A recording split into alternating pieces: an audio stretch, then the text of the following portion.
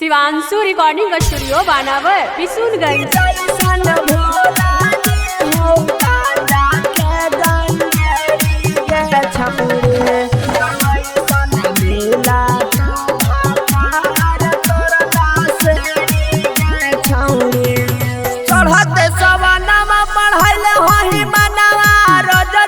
भला के पूजा नावा चढ़ते सवनावा पढ़ले होही मनावा रोज जाके करो होही भला के पूजा नावा एक लहटौना तोरो सुतार छौड़ी गे मिल जइतो करिया ठा भातार छौड़ी गे जैसन भोला जी हौ गांजा के गंजेड़ी गे छौड़ी वैसन मिला तो भातार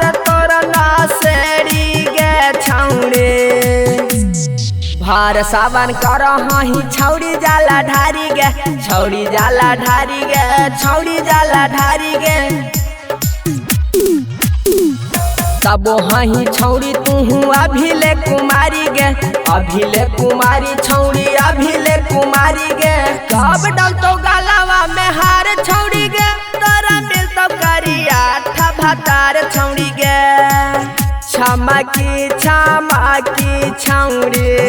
ढारही जलवा तबो देहौ न तोरा भोला जी फालवा गे छौड़े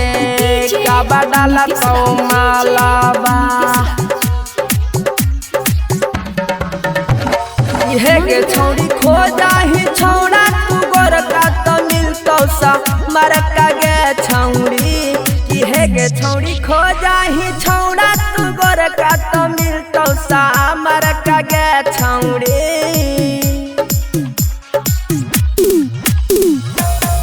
मुनराजिया